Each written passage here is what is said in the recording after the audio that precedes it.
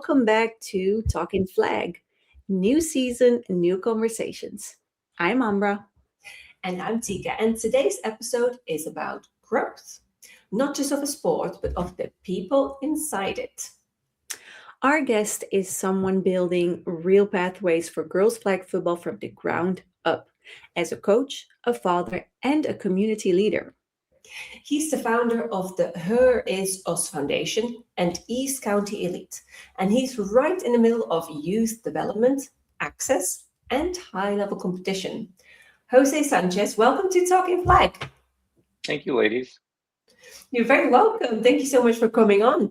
So, for people hearing your name for the first time, who is Jose Sanchez and what drives the work you do?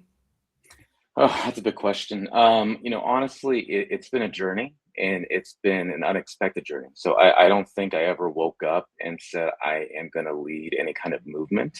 I think it's a calling. And I think the biggest thing is that one day I realized that I strive every morning to wake up and be the adult I wish I had when I was a kid.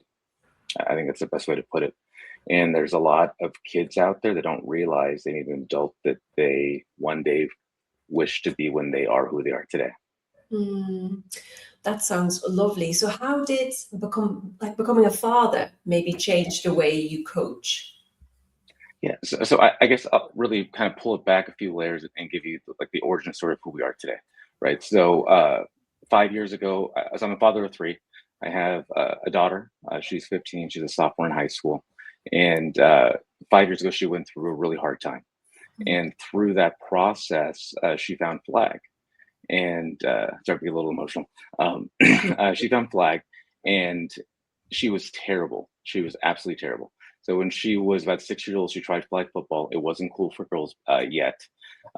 She played it for a season. She went on to play soccer and volleyball and different sports. My oldest son, he's played flag since he was a kid. Now he plays tackle football. He's trying baseball now in high school. And then my youngest son is a kindergartner, and he's now playing flag. But then through her healing process, she decided to try flag football again, and she was absolutely, like I said, she was terrible. She couldn't go flag, she couldn't run properly, she couldn't catch the football, all these things. And I thought she would quit because, again, she wasn't really good at this, and she didn't. She kept playing, she kept going back to practice, she finished the season, and then I thought, okay, at this point, she's going to give up because she was absolutely lousy. Season ended, she stuck with it. Next season came, she came back again. Okay, interesting. Kept going, game after game, missing flags, dropping balls, resiliency, grit, kept playing. Interesting. Season ended. I think she had one flag pull over 16, 17 games. Kept trying, smiling, bonding with the girls, kept trying. Her freshman year at high school, tried out for the team. She made the team. Interesting, right? And time went on, and it helped me reflect on this sport's different. Something about the community, the girls, the fellowship is so unique. And even now, as it's exploding, and I think that's the right word, it's exploding across the world. I still don't think that the world understands how big this sport's going to get. And we're at the very tip of the spear. In 2 years, when it hits the Olympics, even then, I don't think that we understand how big this is going to be. And I coach at an underserved high school, and the talent's amazing, right? It's this pathway for education, right, at the next levels, scholarships, the professional league that's coming in a few years back to the NFL. This is going to be such an amazing opportunity for young ladies. So for me, it's if I can help young women feel now I coach at a middle school. That happened 2 weeks ago. I somehow became a assistant coach at a middle school amongst all the things I do, and I was telling these young ladies that if this is now like it is for boys, if your dream is to go get a free education and go make money, great, but you have to love it. This has to be your safe space. This has to be your release, right? You have to love doing this for 2 hours or 3 hours, however long you're out here, because if you don't love it, this will be hard too, right? This is because the grind is going to be difficult. And if whatever you're running from for those 2 hours isn't fun, we're doing it wrong. Mm. Oh, thank you for sharing that about your daughter. It sounds like she had a really difficult time. I was just wondering, like, how did that experience with your daughter and the healing process, how did that maybe change the way you coached your athletes? Oh, in every way. It I lead with empathy, in everything I do.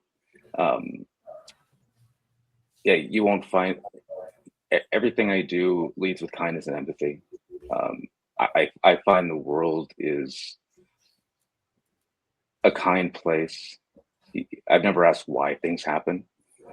I'm grateful and thankful for where we are today, because even through the darkest times, there was someone that was kind to us. And I know that sounds silly because through tragedy, there's someone that's kind, Mm, right? Through right. through through a hard time, someone helps you, and I find that through difficulties, it allows you to see that good person because someone is able to help you.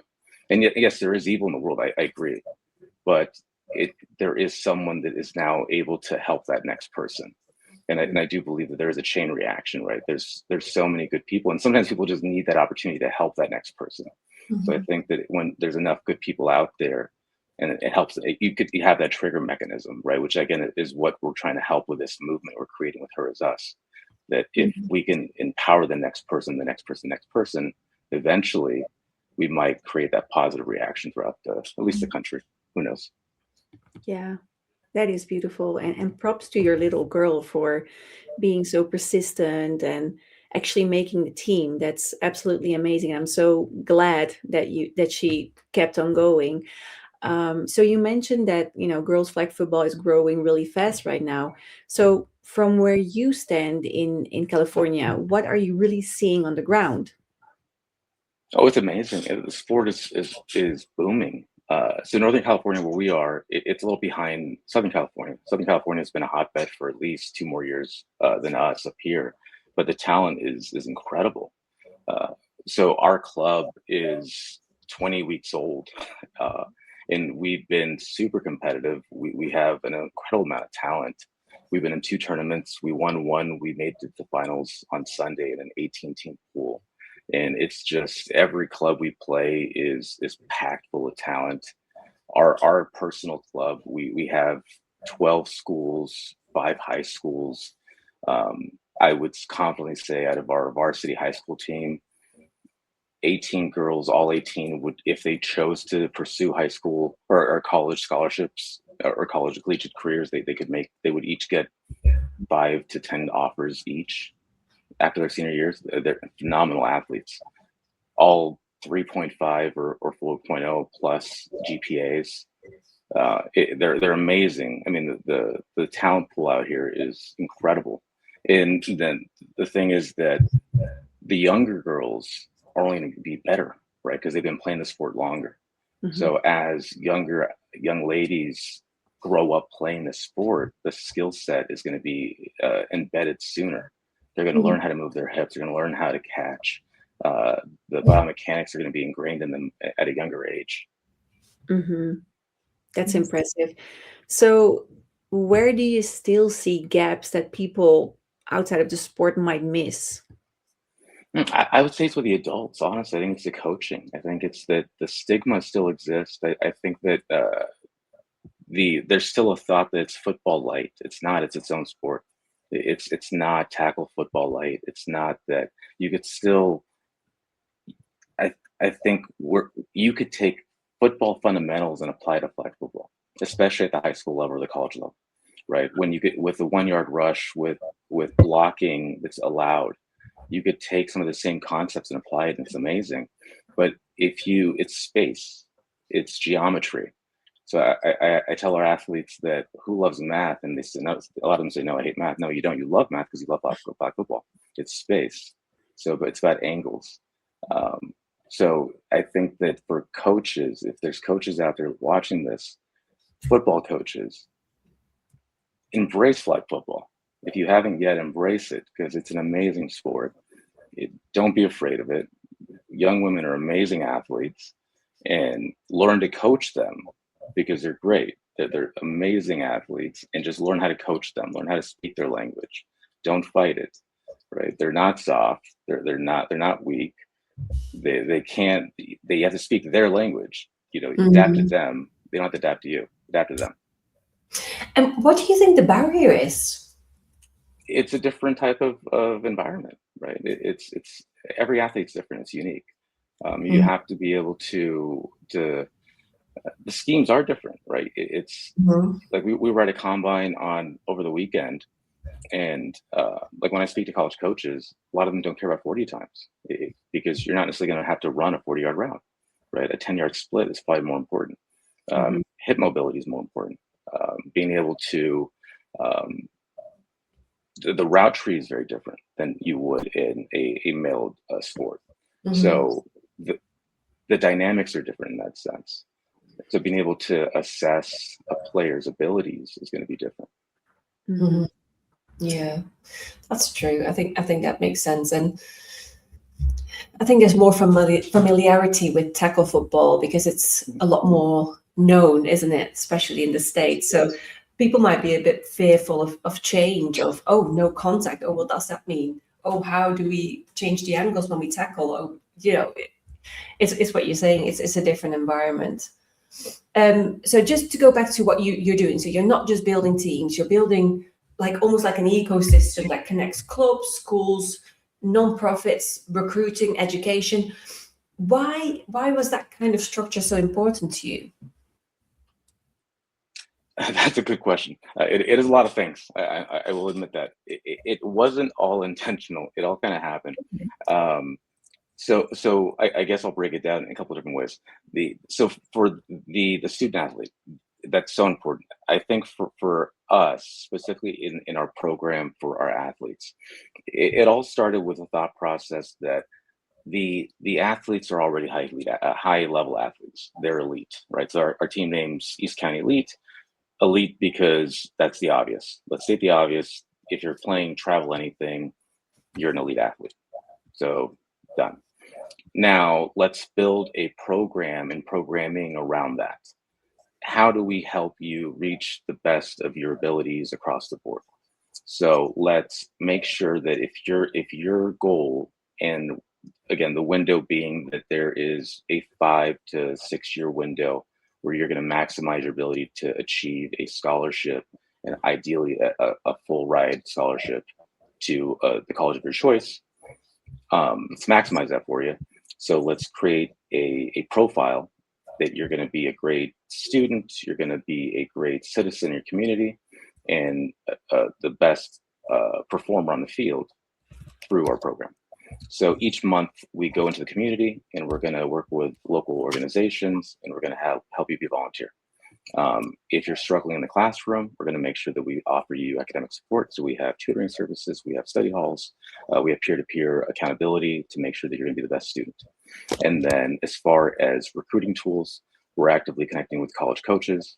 We're making sure that we're providing recruiting assistance. We work with partners. So Next Gen Recruits is one of our primary partners, and we've built a first of its kind platform where we have an entire curriculum that's custom built for our program. That's going to have every web modules. There's a whole bunch of different things in our curriculum that's going to teach our girls how to essentially become self-sufficient and highly educated on all things that are student athlete based.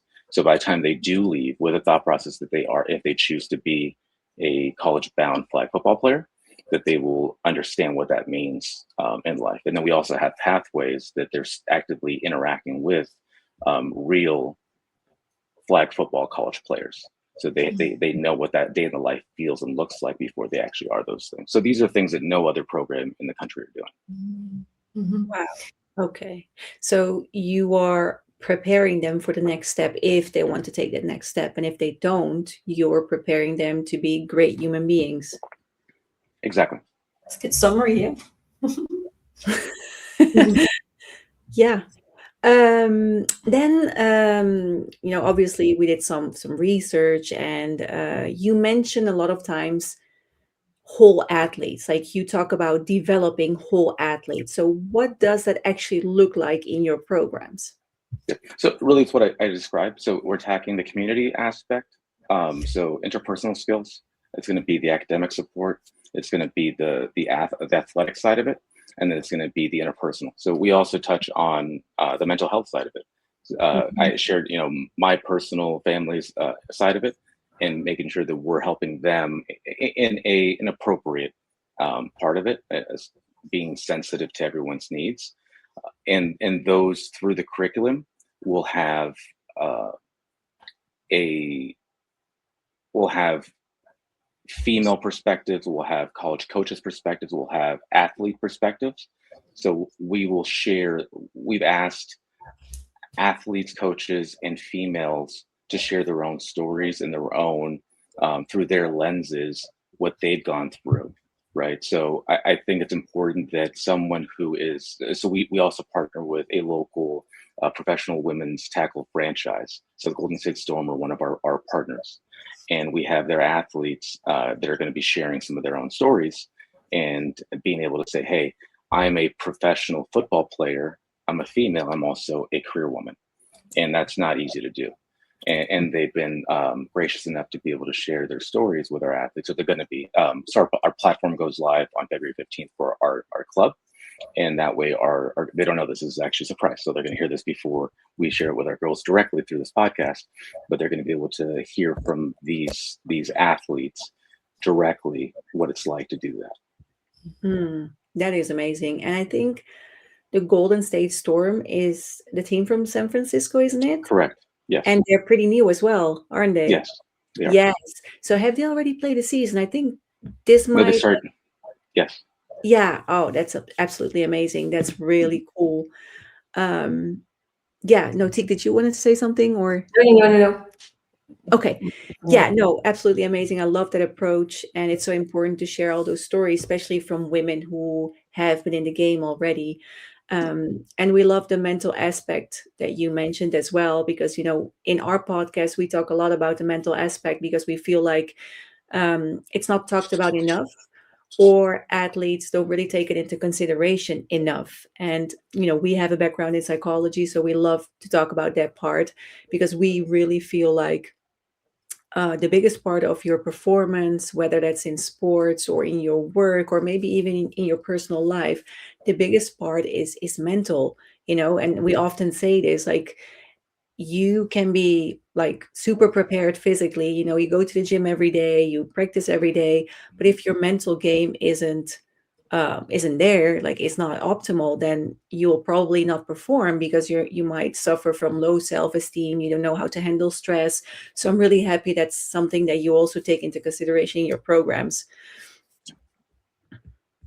Thank you. Yeah. So why do you think talent alone isn't enough anymore? I don't think it ever was, honestly. I think you look through history and you read stories, you read books, and how many athletes struggle with alcoholism, right? So I grew up playing baseball. That was my love. And you read back to like the Yankees and Mickey Mantle and Babe Ruth and all these players that struggled in time. And you think about domestic violence and all of these stories. So yes, they were incredible players, but there's also these dark, hidden.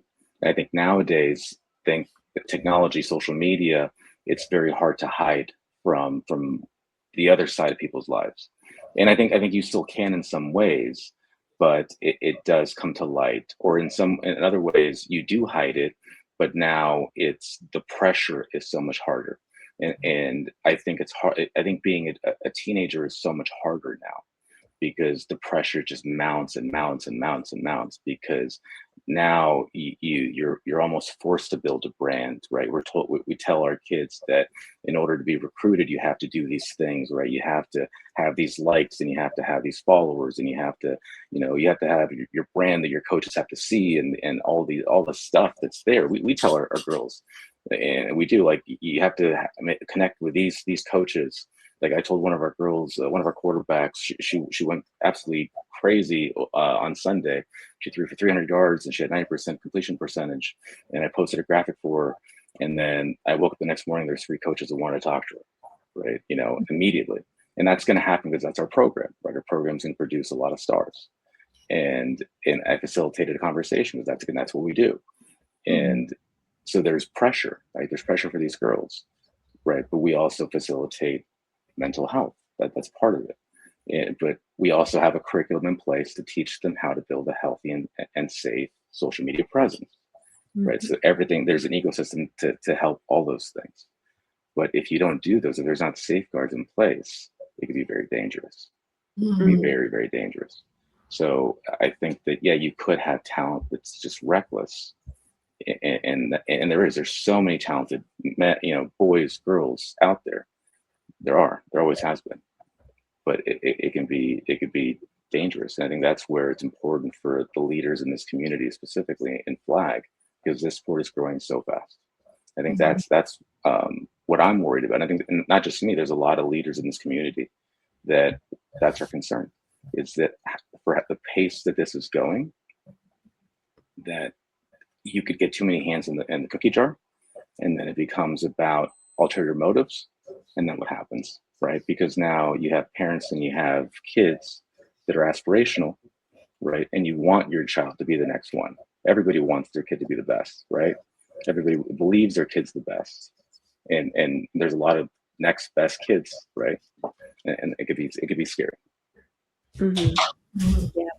And there's just so many things to take into consideration, like, and the social media aspect. I think sometimes we forget about that part, like how rough that is for, the younger generation to like really feel that pressure, like, oh, I have to post every day, or I don't know, 3, 4 times a week. And what if I don't get the likes? And it's pressure, and it's not really healthy pressure in that way. But I'm glad you guys teach them how to do that in a healthy way. So how do leadership and character show up in recruiting conversations? Yeah. So again, I don't mean to beat a horse, but it is part of our curriculum. It is part of our programming that we do have modules. And so what we've done, and again, I do go back to our partnership with the program that we've developed, that it's a systemic approach where our girls are going to go through a module-based learning that they'll go through, and then we'll go and verify that their all of their branding, all of their pages they're gonna learn how to make how to post, what to post, what's safe, what's in bounds, what makes sense, how to keep them safe. Having a personal page, having a sports page. I think sometimes because everyone, they're children, and you think you delete something's private. It's not private. Nothing is ever gone forever. Once you hit that publish, it's out there for real. Someone can always screenshot something. Guilty by association. It's really digital is out there, forever. It's education is really, really important, and making sure that our entire team, all of our adults that within our organization are supporting each other, creating that safe space as a community is really important. And I think that's one thing that we do very well, is that our entire team, coaches, our admins, our parents within our program are on the same page. That's very important for us. Brilliant. Yeah, it sounds like this program is really taking into consideration a lot more than other programs do. Like, again, the social media aspect is huge nowadays, and keeping kids safe, I think it's a vital part. So yeah, that's fantastic that you're doing that. I think it's a great example for other programs to start thinking about those things, because they are a big part of the kids' life nowadays, aren't they? So in terms of access and equity, I think what we read about it is that they're at the heart of HERisUS. So why do you think those things matter so much in girls flag football right now? Yeah, so this is something that I'm really proud about. 74% of our athletes, of our ladies, are first-time flag travel players. So I'm really, really proud about that. That we're giving opportunities for a whole bunch of first-time travel players. And I think the stat itself, I mean, there's a lot of stats out there. You could, manipulate numbers if you choose and make it sound fancy. But a lot of these young ladies would not have had an opportunity to play travel, right? And I think in general, just travel anything, it is a reward, right? I mean, most kids can play high school sports because it's offered at the high school. But to go out there and go compete against some of the best athletes in a region is a privilege. And I think, like, I'll use my daughter as an example. She really grew in flag after her freshman season playing travels flag. That's when she saw the growth, because she was competing, and it was hard. Like her first couple of tournaments, it was like, oh my God, like she's not very good still. And then she got her bearings and started getting better. Most of our class of 28s, and she's in the class of 28, they gotten really good now because they spent the first season, getting their lumps and learning, by trial of fire. And for us, like, that means the world. And some of our 26s, like our seniors, are getting their chance to shine because now they're on the travel circuit, they're on the tour, going through the process. And I mean, to me, like, that makes me happy. Like, it makes me so excited. We have one in particular who had a coming out party on Sunday. Like, I'm still smiling. Like, there's a moment in my mind when she ran for a 40-yard touchdown. She just, against one of the best teams in the state. And when she did, I think I lost my mind. I might have had a seizure on the field. I was so excited because she's from an underprivileged high school in the Bay Area. And she absolutely, everyone's jaw dropped when she made a play. And it was incredible. I was so happy for her because she's like, just, when you see her from afar, she looks kind of scary, but when you get to up close, she's the sweetest kid in the world, and she deserves the world. And when she gets a scholarship, I'm gonna probably cry because she's just a great young lady. And to me, that's what this is about. It's giving the kids that deserve the world a sliver of it. Yeah, beautiful, beautiful. And I can only imagine how that feels to be like that proud dad almost on the sideline of the kids that you're coaching. I think you also talk about positive exposure. So what does that look like when it's done well, maybe? Yeah, I think it's a good question. I think that, I'll put it this way. There's a lot of people in the world that would never ask for a penny. They just wouldn't, but they deserve it, right? And you give them a crumb, right? And they wouldn't even ask for that, but they deserve that and so much more. Mm-hmm. And I think a lot of people that and maybe you've met them before. You met people like that they wouldn't even ask for a crumb, right? And they don't have a crumb, and they're hard workers, and they show up every day, of all walks of life, right? And they're good, honest people. And maybe in your mind you're thinking about that person, right? That family, that kid, and they're just honest, good people.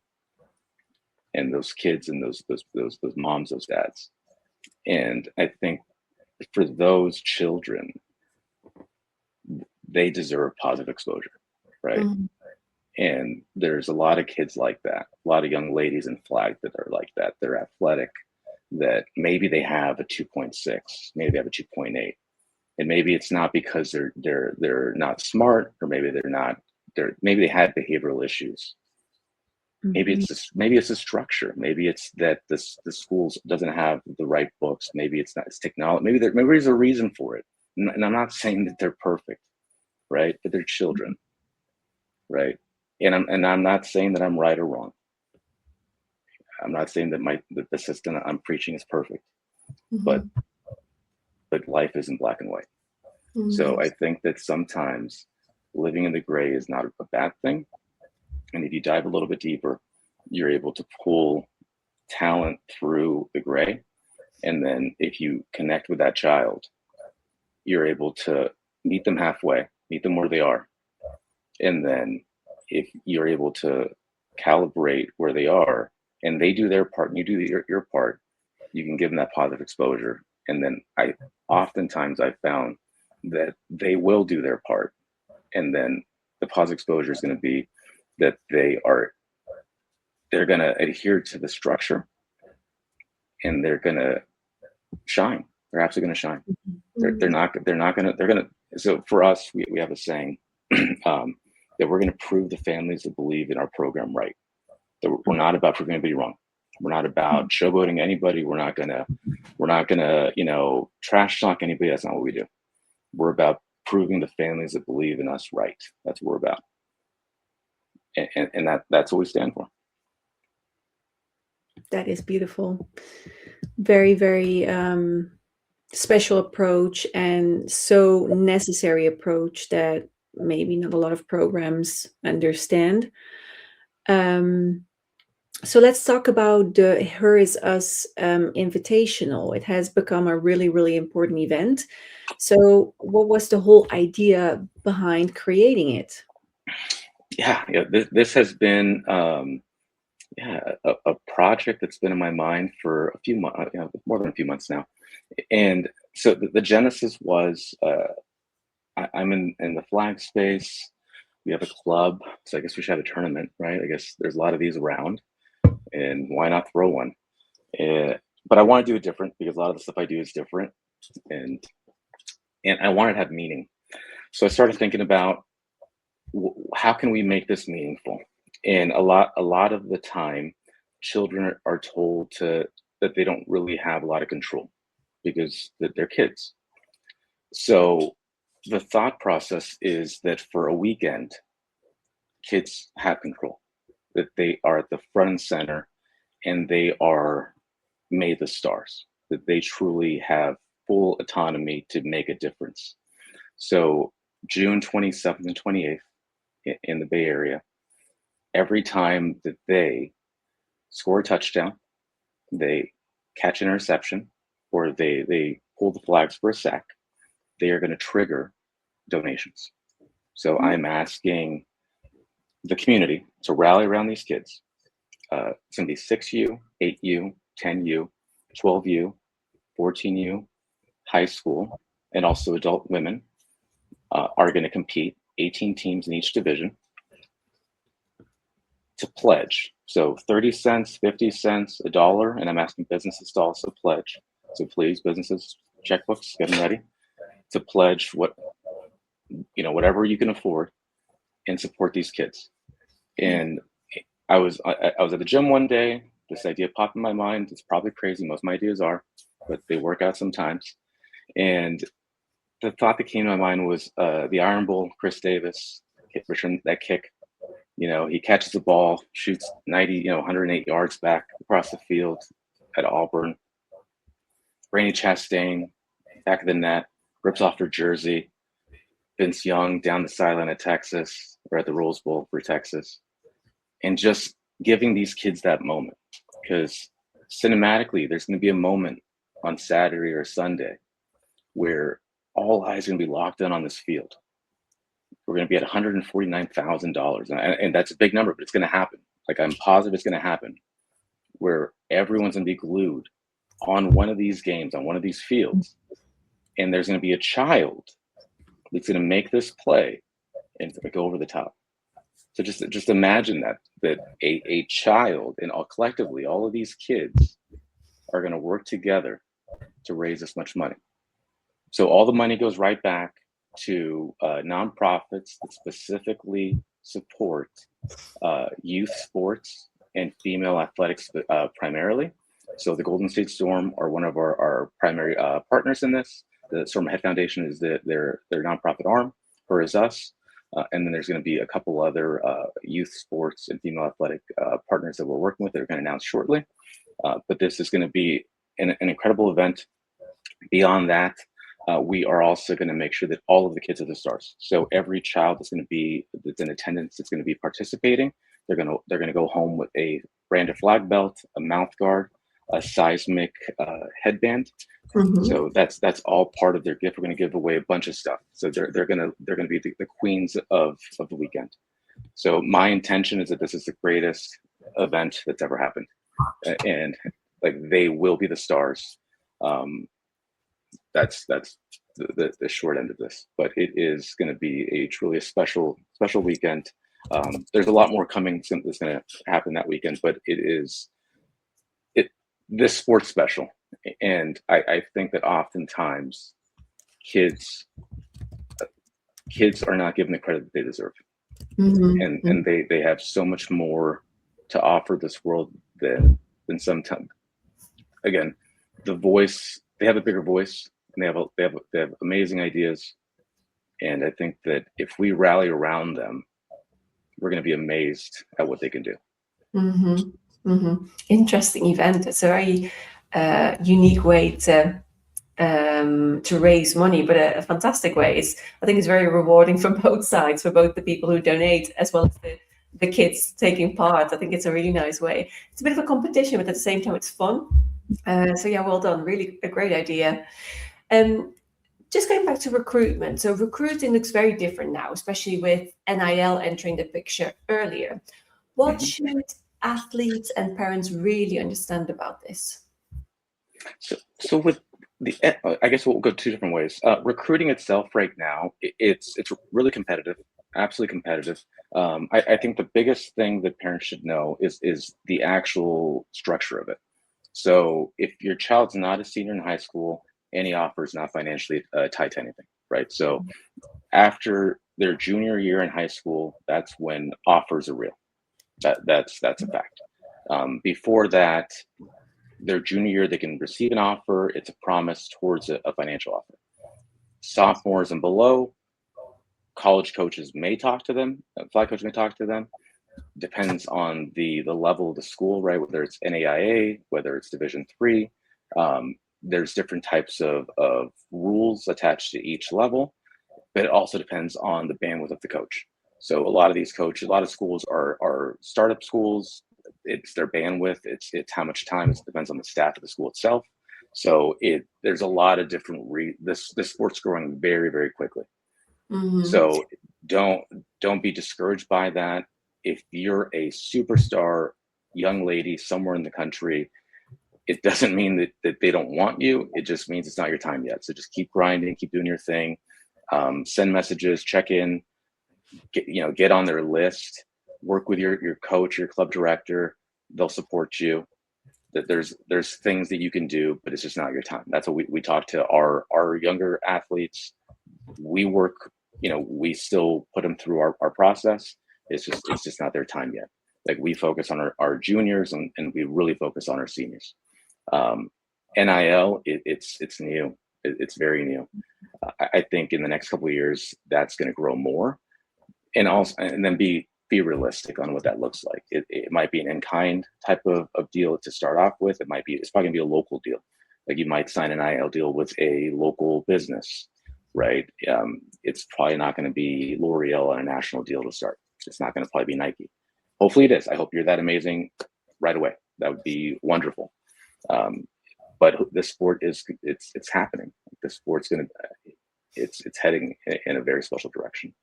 Yeah, and you've actually answered my next question, because I was going to ask, what advice would you give athletes to stay grounded through this all? But it sounds like what I'm hearing is that they just have to be patient, really, and to stick with it when they're younger. Yeah, it's hard. I mean, we have a lot of sophomores, and they're very impatient. I get it, especially when you're around talented upperclassmen. Like it's really hard because we go through it because we have some very highly recruited juniors, and it's hard because the talent level is comparable, but it's just months difference. Yeah. Right. So talking about the Olympics, so as flag football moves towards the Olympic stage, what excites you the most and what concerns you? I haven't really focused on it that much. I've been more geared towards high school, college, because that's like our pathway to get our girls in that space. Some of our girls have been eyeing the national team in the last few months, so I've kind of piqued my eyes that way. And it's in California, so now it's like maybe we'll go down there. It is exciting. It's exciting in the sense of it's almost here. It's been more of like this fantasy because it's been far away, but it is almost here. and I'm excited what it's going to bring, like what's going to happen to the country, like when it actually shows up and where the sport's going to go in a real way thereafter. It's exciting seeing the different countries that are now starting to embrace it more, and the talent. The exhibition game tonight between U.S. and Mexico. I'm a Mexican American dual citizen. I was born in Mexico. I grew up in the U.S., so that's really exciting. It's a global sport. It just really. You mentioned something earlier about how the difference between tackle and flag. One of the reasons why I'm so adamant about how this sport is going to boom on a bigger scale is that when you watch men play tackle, I think there's a stigma about it, right? That men watching women play tackle, some people think, oh, that's different, but women playing flag just looks different. It's a different sport, right? It's graceful, it's elegant, it's fast, such a fast sport, and you as you see more countries enter it at such a high level, it just puts it on a spotlight. And I think in the 28 games, it's going to be incredible, absolutely incredible. So for you guys, will you be competing? Is that the intent? So we're in the run for the worlds this year, but we're conscious about our age, but we're not ruling it out. I'm just going to leave it there. Okay, fair. So yes, it's in the back of our minds, but we're also realistic, I think. So a bit of both. Okay, all right. Right, and there's only 6 teams going to the Olympics, really. So the question is Italy going to be in the top 6? It is possible, but it's going to be really hard. I think the top position that we've achieved until now was 8 in the world.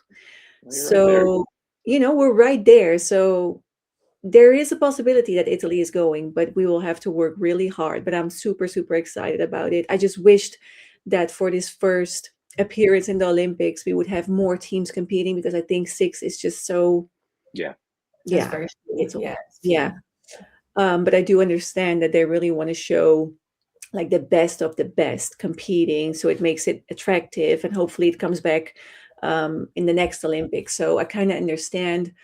But yeah, we're not ruling it out yet. Let's see if we can make it, and if we can still play. But as long as our bodies allow us, we will be playing.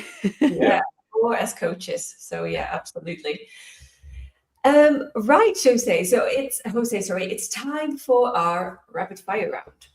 All right. Quick decisions, first instinct. Okay, I'm just going to leave my sister to get the video in really quick.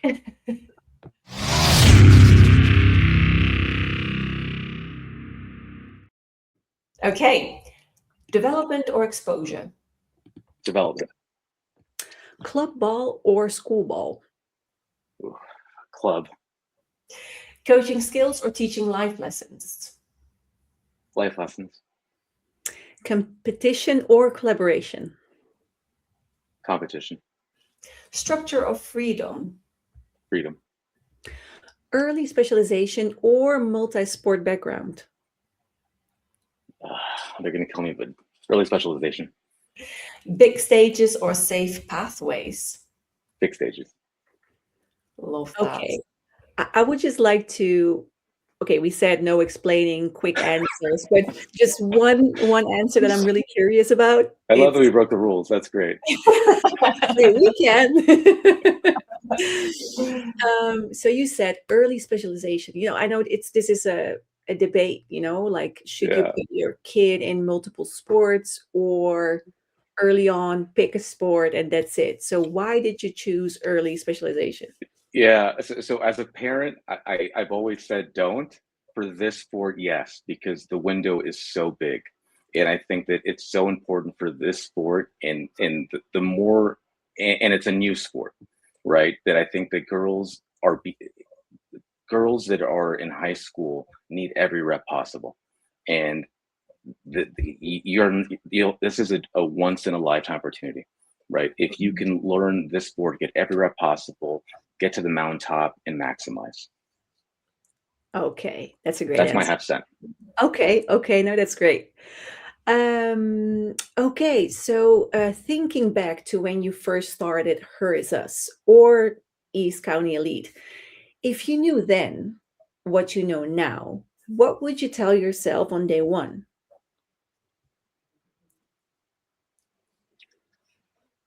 Ooh,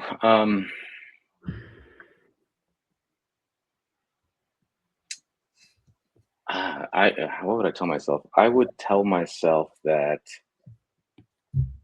I would have told more people faster, because people have been so amazing. People have been so welcoming, and I've been amazed at how receptive and again kind. And I've been surprised at how just just welcoming everyone has been to all the ideas.